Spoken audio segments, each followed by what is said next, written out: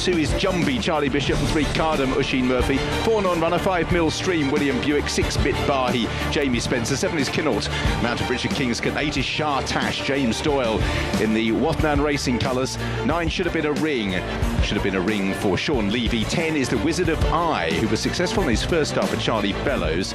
Ryan Moore is aboard. 11 Washington Heights, who ran well last time, Tom Eves. 12 is Believing, second appearance of the week as George Bowie looks for another winner. Danny Tuthope is aboard. For Highclere have also been on the mark today. 13 Swing Along, Clifford Lee, and 14 is Bad Dream for Kieran Schumacher. 13 runners for our big race, the QE2 Jubilee Stakes. Let's head down, look at some horses with Francesca.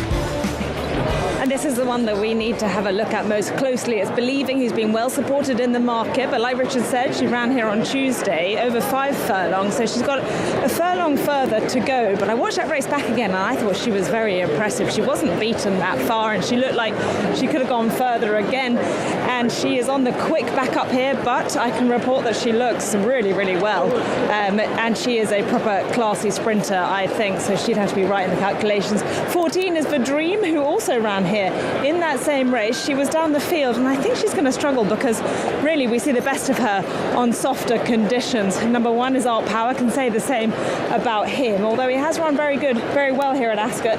He was 12th in this race last year, but he was 3rd in it in 2021, and he can pop up and surprise on his day.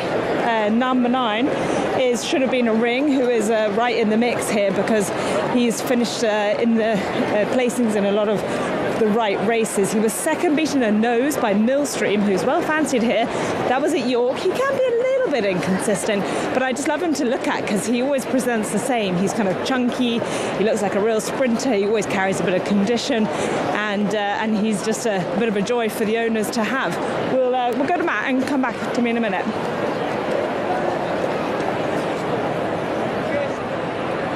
Well, for Jane Chapelheim, it doesn't get any bigger than this, Jane. Right. Group 1, Royal Ascot, Yep. one of the market leaders, good winner last time. Sum up how you're feeling about Millstream. I think he's got every chance, and hope it's a strong pace and he gets a bit of cover, and then William can produce him and he comes home nicely. In a nutshell, all the conditions are right. It's just these sprints tend to be a little bit of a lottery. Is that fair or not, do you think? Well, I think we saw enough at York with this grade of horses that are running today. We got a little bit unlucky in running, and I feel that if we had overcome that, we would have been a good length winner. So I'm hoping he produces the goods here. Do you think he's still getting better? Definitely, he's on the up. Yep. Okay, well, fingers crossed. It's a good A for you. Thank you. Now, Quinnell, the horse and shop, was a winning machine last year. However, this is his first try at this level. Can he produce his best at Group 1? His last 4 starts have been over 7 furlongs, so he's dropping down in grade today. He does it well, though, doesn't he? He's quite relaxed. What about the Wizard of Eye? This one's fascinating because trainer Charlie Fellows has only had him for not very long. He's only had him for 1 start when he won the Victoria Cup handicap here over 7 furlongs here at Ascot. Did really well to win that day, and Charlie was very confident about his chances. This is a different kettle of fish because it's a Group 1, it's not a handicap, so he's got to take a big leap forward.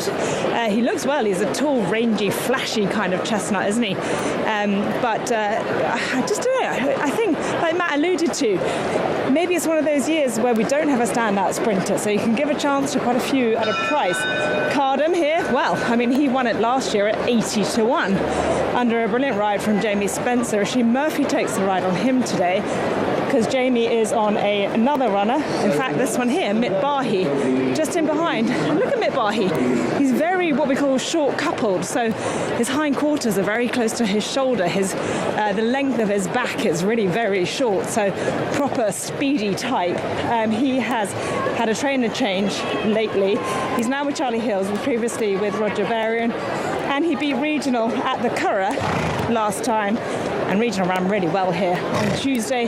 13 is Swing Along from the Burke stable. Her form's decent. She was 3rd in the Commonwealth Cup actually hit last year, and probably needs to lift on her 1 start for the season so far, but she's a good looking girl, isn't she? She's big, she's strong, she doesn't look out of place in a field full of colts. Who else can I show you? Oh, Millstream is there, but in front of him is number 8. That's Shartash. A lot of people have fancied this one. Used to be trained by Johnny Murtagh. Was bought for 150,000 at the ARC sale last year. Now with Archie Watson, 2 from 2 for him. Up in grade. I don't love the fact that he's just getting a little bit warm under the saddle cloth there. James Doyle's just hopping on board. Just that little bit of a tense sweat going on with him. Millstream looks fantastic in behind. Identifiable with his white bridle, very typical of the Jane Chapel Hyam runners. Will Buick just hopped on board, and we'll get out of the way of this one heading out. It's Washington Heights. I bumped into the owners. They said he will win. Good luck to them. Over to you, back.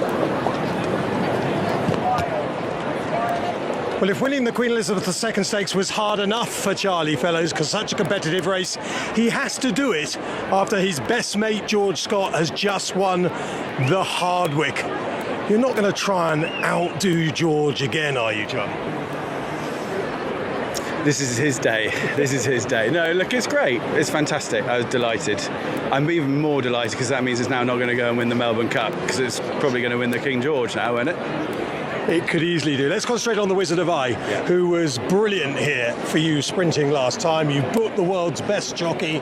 Presumably you just hope for a lightning gallop and try and come through as fast as you can. Yeah, there's quite a few. I thought there was a fair bit of speed. As everyone seems to be telling me there's no speed in the race, but I thought there's quite a lot that like to just roll on.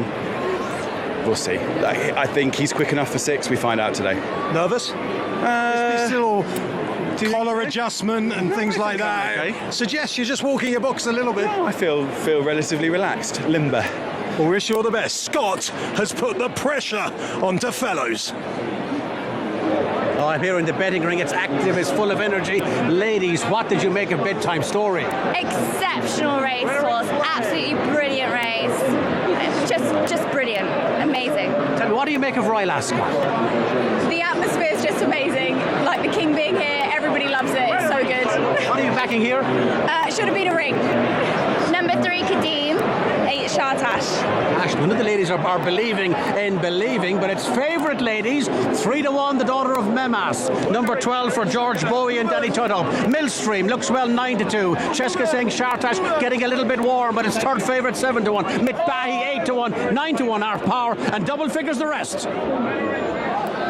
So Millstream and the Wizard of Eye will be looking to come home quickly, and so too will Mitbahi, and he came home quickly at the Curragh. I fancied him on this occasion. I was thinking, oh grand, Jamie Spencer can just move to his left whenever he wants to and go towards the front, but as we know by now, that's not the way Jamie Spencer does things, and Mitbahi does like to come through the field. So Millstream, the Wizard of Eye and Mitbahi will be the closers in this race, so we think. But every time you watch this, you're thinking, Jamie, come to your left anytime you want. There's loads of room out here. He comes across a little bit, has a look between the red and white and the purple, and decides, no, I won't go there, and he went back over to the right. But this horse loves chasing horses and following through. Goes through on the inside of Matilda Picot and then switches to the outside to run down Art Power in front. Should have been a ring in the light blue with the orange epaulets over on the far side. Is back in this race again today, but this lad flew the last half a furlong. I'm hoping they go hard enough and he flies the last half a furlong today as well. Will we see a proper ride? We'll find out in a few minutes. There's Millstream. Might not be a vintage crop of sprinters, but it's an interesting race nonetheless. The jewel in the crown on the final day is on the way. Horses making their way down to the starting gate for the Queen Elizabeth II Jubilee Stake Group 1 event here on closing day. Want to remind you to please sign up for the Crown Jewels Racing. We have completed our race of competition for this week, but our next one comes up in July 27th right here at ASCOT. It's going to be an exciting one, so if you haven't signed up, plenty of time to do so now. Back for the QE2 Jubilee.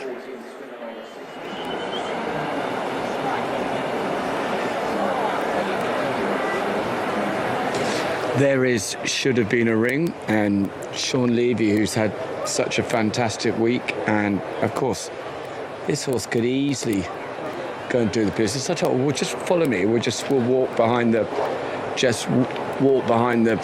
stalls, and they've been just going straight round, and just calms them down a little bit. They can't see what's going on, but he finished behind Mitbahi last time, so he's going to take he's got to improve it. Here's the interesting one I wanted to see.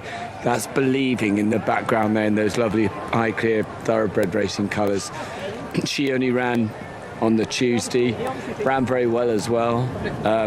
You could argue this race isn't as strong, but his should have been a ring just walking past. But she obviously looks tight and fit. Obviously she does, but she doesn't look flat at all. She looks perky enough, and you never quite know until they actually get out there. But these are experienced horses, so hopefully there shouldn't be any issues down here. And Haley, so nice to talk about no issues with the draw this week. Really, Chris Tickle's done a good job, hasn't he? No excuses. It doesn't matter where you're drawn here. It hasn't been the case all week, and last year I think most of the week everyone was talking about the draw and where you need to be, and this week it's been a free-for-all. There's been no bias whatsoever, and it's really nice for punters and jockeys. So. And I'm your agent for 5 minutes. Who do you want me to get you on here?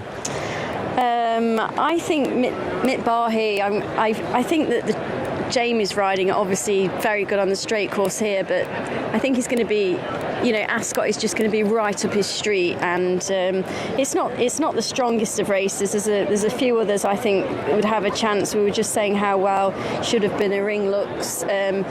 Always knocking on the door in this company, but can be a little bit hit or miss. And then Believing, only ran a few days ago. I'm sure she's just been out in the field from then until now and freshened up, but the sprinters seem to take their racing really well.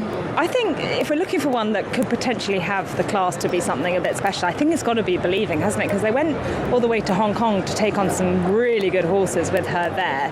It didn't go well for her. I think the ground came up soft, which is not what she wanted, but George Bowie, as you know, knows the time of day, and he thinks that she is top draw. She ran a really good race on Tuesday. We're presuming she's come out of it well, and for me, she's got to be the classiest in the field. Yeah, it was quite funny to talk about it now, but after she got beat in Hong Kong, he said it was a long flight home with my tail between my legs. He said, we were expecting much more, and some of that belief, they wanted to go to Haydock for everybody to regain that bit of confidence coming in here for this week. So they've certainly done that, and the punters have latched on.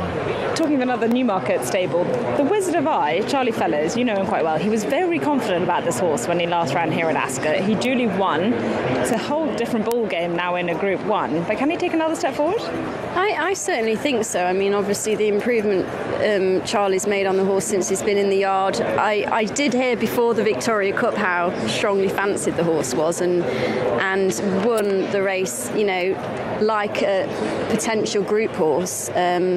So I think Charlie's every right to, give the horse the opportunity. Last time he ran over 6 furlongs.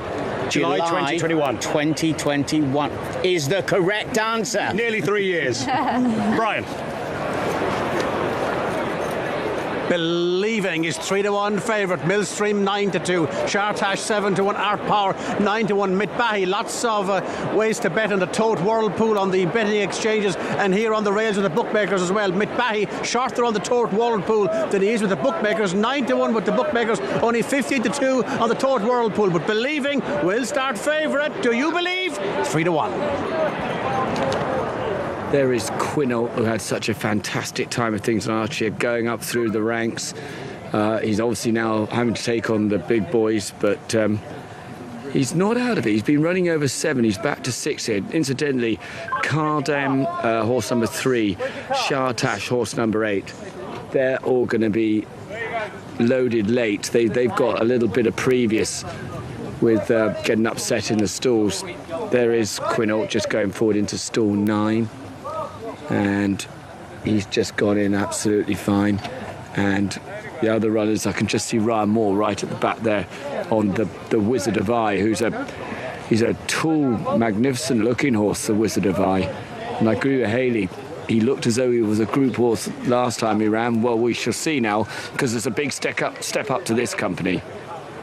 Right, let's talk about some of the others quickly. Art Power just went in, loves this place. Yeah, he does. He also loves it over at the Curragh. Slight concern over ground. John Beefy, Johnson Horton.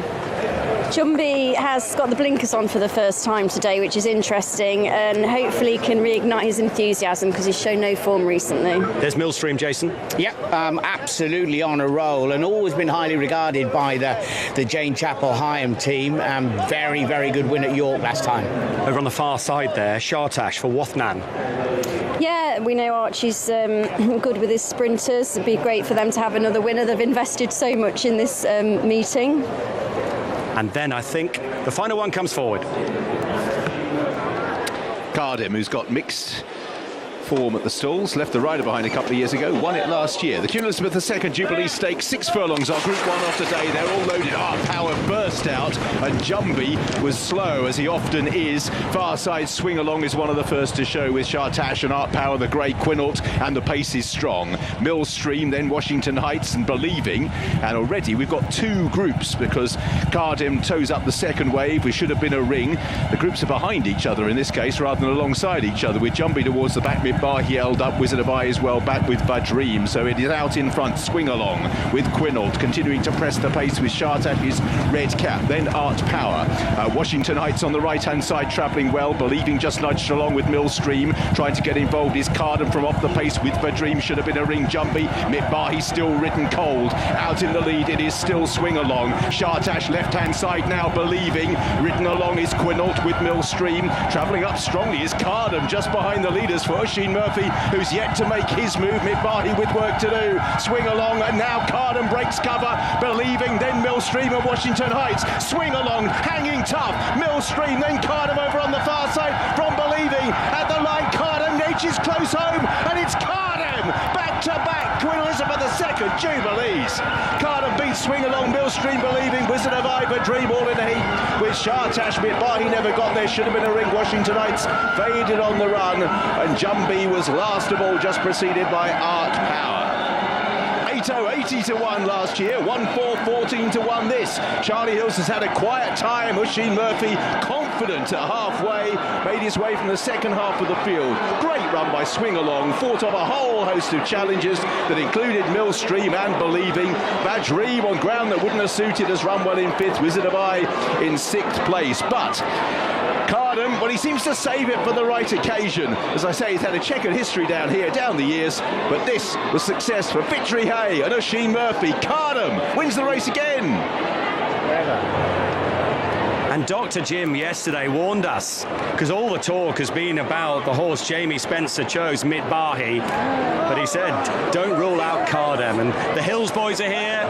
There's Eddie. Oh, more tears at Royal Ascot. And Dad's had a difficult run of things. No winner for about 3 weeks. What a brilliant way to come out of the doldrums. One of the stars of ITV over the last couple of years. Big Brother's there. Oisin's just having a fantastic week. Swing Along's run a huge race, but Oisin always had him in his sights. Love the way Oisin interacts with the crowd. And he's about to meet the happiest man at Ascot.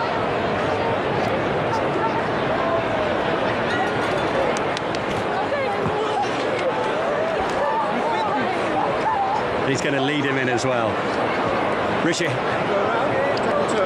Well, there are so many happy people here. You don't need me to tell you. Eddie, James, and obviously James is looking after him as well. But let's start with Oisin. That must have been some feeling to be travelling as well as you were, about a furlong and a half out.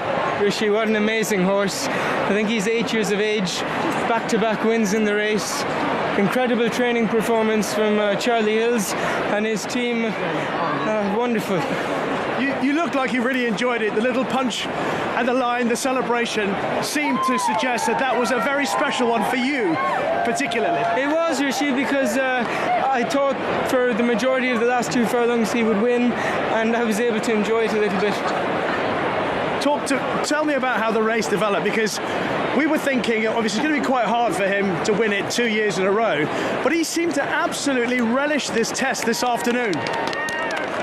He did. There was a lot of speed on, particularly after a furlong, and when they began to slow down late on, he came alive. And I just tried to copy Jamie Spencer last year, Rishi. You didn't do too bad a job.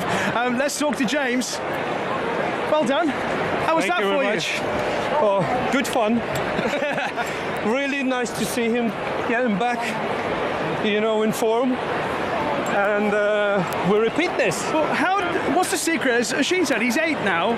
Some people would have said, he won it last year. Yeah. Some even said that was a fluke, if we are honest. Absolutely. So how do you keep his enthusiasm? What's the secret to this success with Cardham? Nothing. Keep it simple.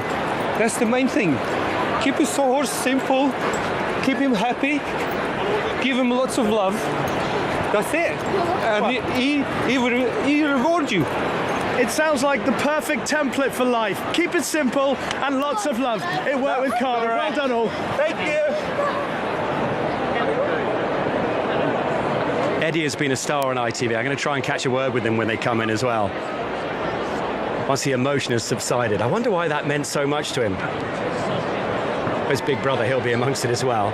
I love how the fact Eddie's wearing a top hat, no waistcoat. I think it's quite cool. Cardham's done it again, as Richard said, 80 to 1 last year, 14 this. Some week for Oisin Murphy, this. Hayley riding with so much confidence. He had that in hand some way out. Yeah, and I actually think the way he rode the horse suited the horse. He's an 8-year-old, The horse obviously enjoyed the injection of pace early on, and then when the horses, they'd gone a little bit too hard, they started coming back to him. He just grabbed hold of the bit and really enjoyed it. Would Jamie Spencer have had the choice between Mit Bahi and this horse? Because he won on Cardham last year, and then he's on the owner mate, Mit Bahi, was still in the Jimmer Fitri Hay colours. He could have ridden this one. Possibly, yeah. I mean, the owners are absolutely wonderful to ride for. They don't interfere too much on the jockey bookings, depending on who the trainer is, who rides them out, who puts the work in. They're more than happy to have whoever on, but very emotional young man there. Oh, Eddie, do you remember him at Goodwood? He's watched so many races with us. His brother's absolute shot up. He's a spitting image of his mum. Eddie's an absolute form book guru. I know Meg, when she goes and rides out there, gets her instructions, all the history of the horse from Eddie. And he probably was the one that said, we've got to go back to ASCOT. We need good, fast summer racing ground. We've got to ride him cold, produce him late. Did you see him ride a winner on a pony the other day at ASCOT? Oh, we didn't ride, but I think he fell off afterwards. Oh, no. Yeah. No, he did Barcelona, didn't he, going up over the line, one of those. And I'll let you ask him about that if we can get him over. Here comes our winner of the Queen Elizabeth II Jubilee Stakes. Back-to-back winner of the race, Cardham.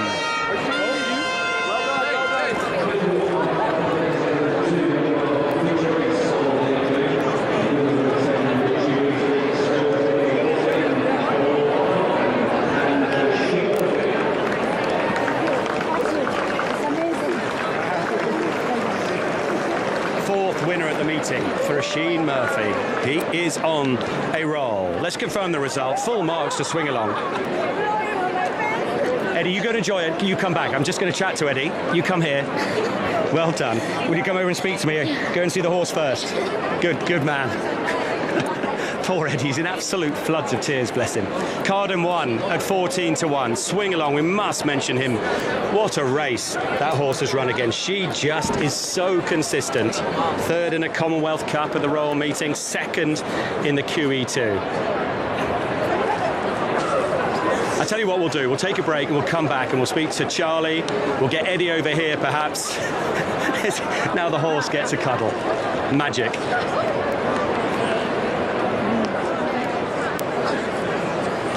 Not many horses win back-to-back races like this. Full marks to Cardham. As we say, it might not be a vintage crop of sprinters. There might not be any Australians this year. But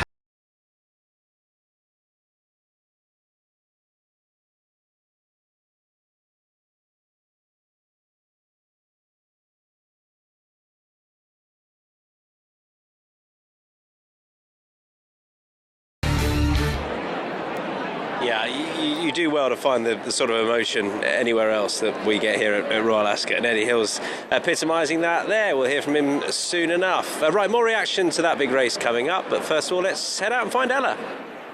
Of that trophy, in its current guise, Cardham, the first to win the Queen Elizabeth II Jubilee Stakes. It was won twice as the Cork and Orrery. Back to back, that was Right Boy in 1958 and 59. What an achievement for this horse. Cardham for Mrs. Fitchery Hay, for Dr. Jim, Oisin Murphy and trainer. What a welcome winner this will be. Number 8 of the Royal Meeting for Charlie Hills.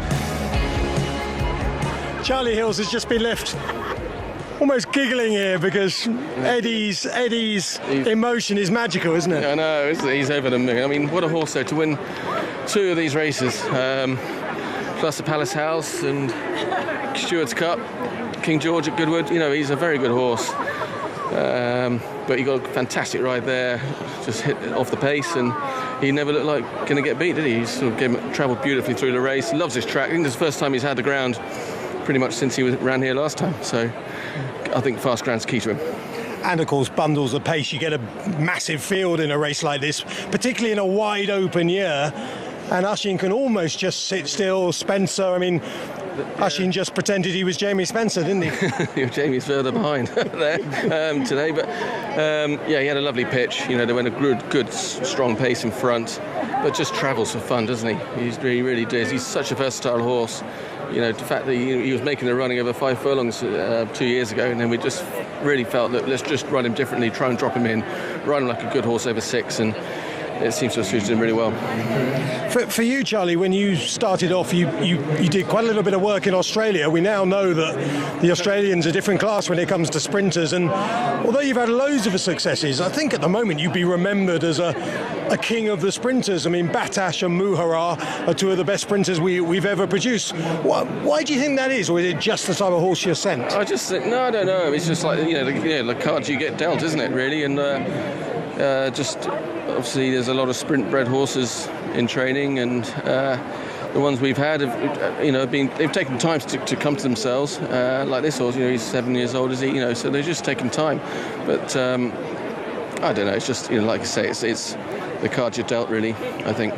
And we know your boy Eddie is very emotional. He was saying what a legend this horse is. But what about the old man Barry? Because the last time I spoke to you, he wasn't that well. Will he have watched this race? I'm sure he's better now.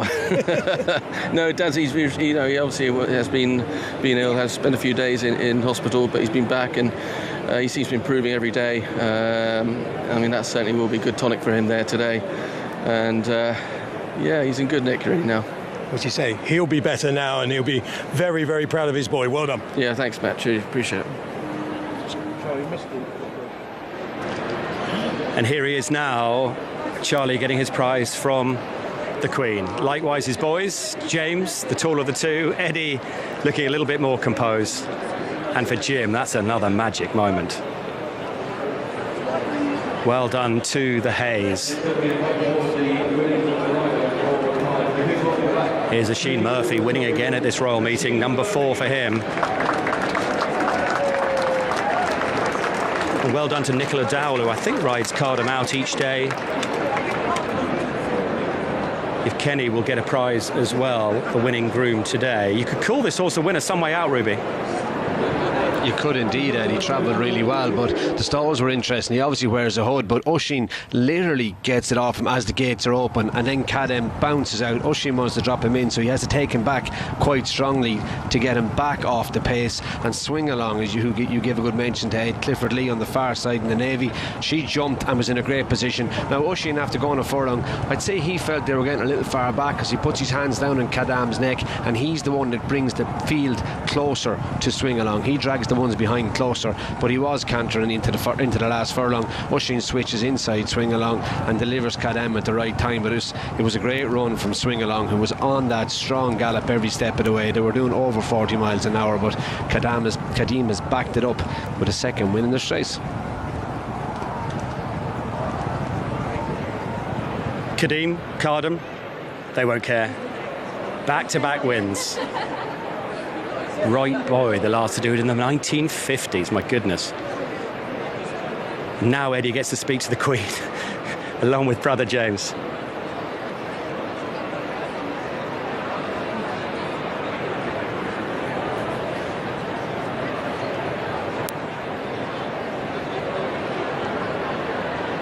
That was the Queen Elizabeth II Jubilee Stakes. Still to come, we've got the Jersey, we've got the Wokingham, we've got the Golden Gate, and the finale comes in the Queen Alexandra on another beautiful warm day here at the Royal Meeting.